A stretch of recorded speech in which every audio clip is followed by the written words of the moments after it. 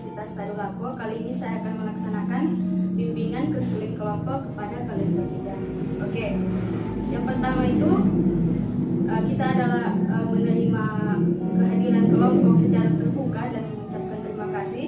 Kedua, memimpin doa, dan yang ketiga menjelaskan pengertian dan tujuan konseling. Dari kalian ada yang ingin memimpin doa? Oh, Miftahul Jana, silakan.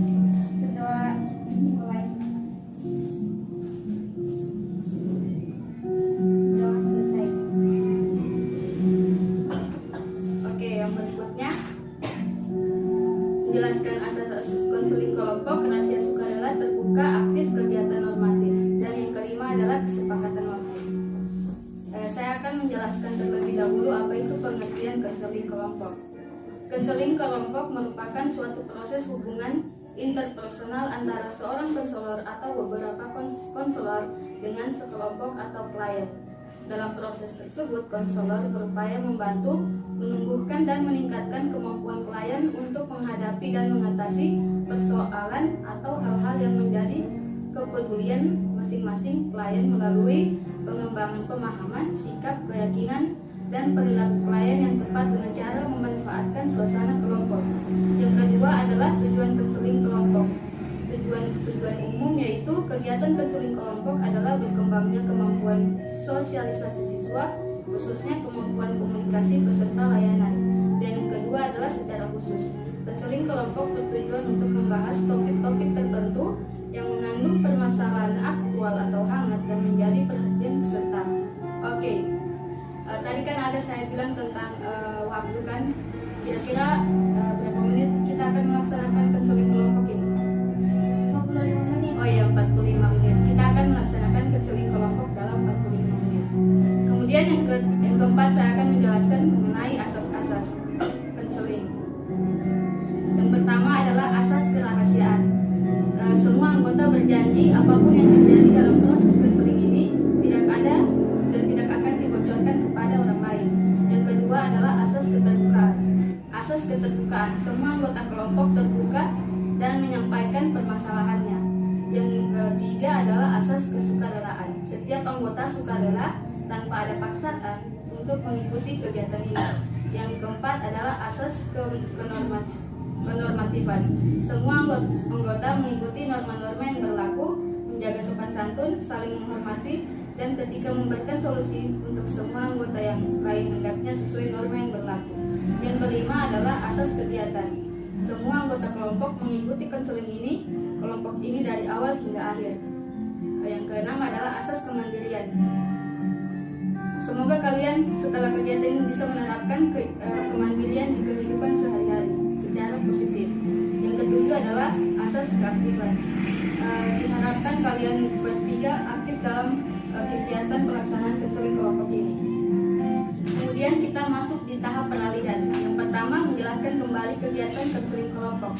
Oke, saya jelaskan kembali. Jadi kita ini mengadakan konseling kelompok supaya kalian bisa menyelesaikan permasalahan pribadi yang kalian alami. Kemudian tanya jawab tentang kesiapan anggota kelompok untuk kegiatan lebih lanjut.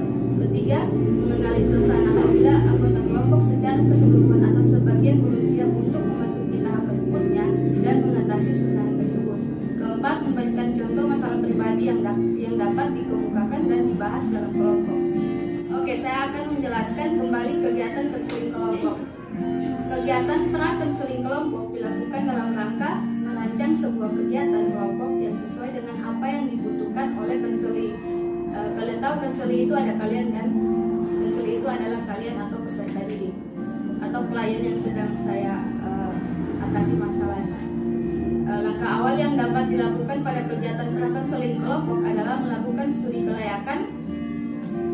Fenty Hikmawati 2010 mengungkapkan bahwa studi kelayakan ini mengacu pada sebuah refleksi tentang alasan mengapa diperlukan suatu program dan kebutuhan siswa apa yang dapat dipenuhi melalui program itu, sekaligus ditentukan garis-garis kebijakan umum yang dapat diambil di institusi pendidikan.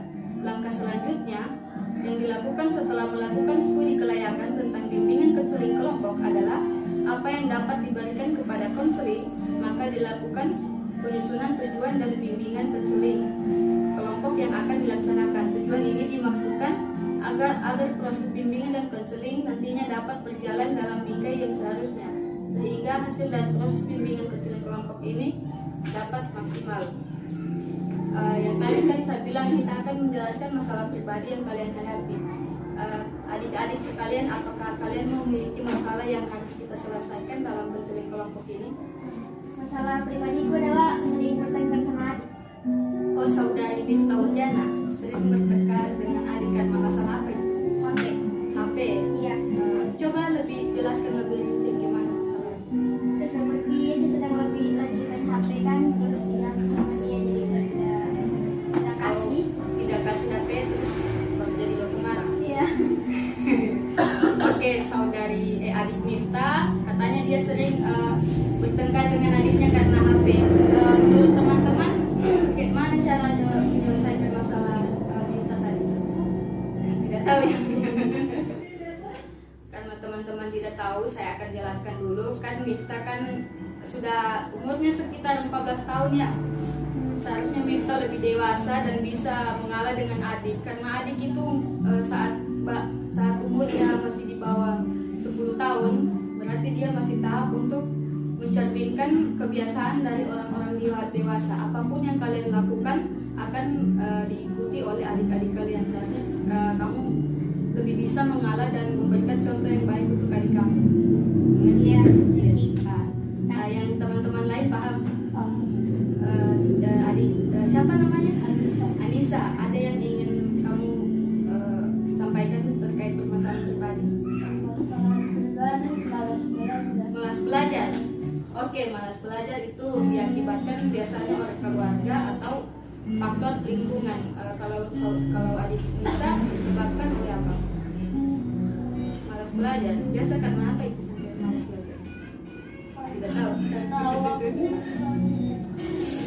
Biasanya juga menurut pendapat saya waktu saya masih SMP atau SMA, malas belajar itu diakibatkan karena kita tidak tahu dengan mata pelajaran yang seperti matematika. Kita kan kayak tidak terlalu pintar di pelajaran itu, jadi malas.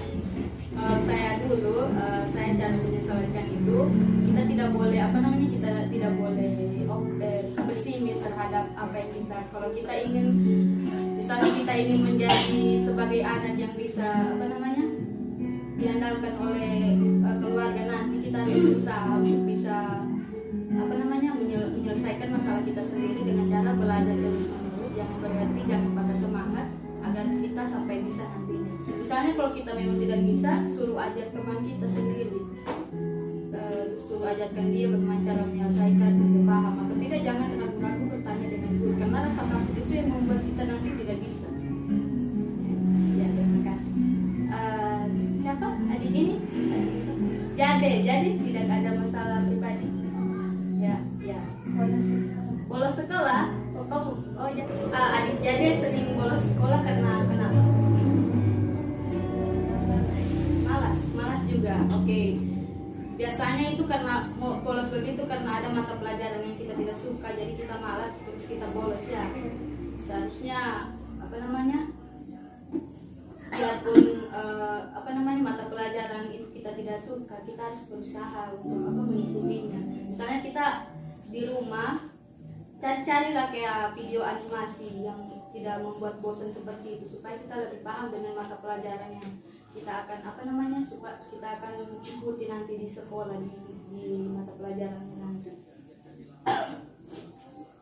Terus misalnya kalau nilainya jadi tidak bagus dan bolos kan, bisa suruh minta bantuan sama orang tua untuk mengikuti les begitu, guru minta orang tua untuk membayar guru les begitu, supaya kamu bisa lebih tahu tentang mata pelajaran yang kamu ikuti, supaya tidak malas dan tidak bolos nanti.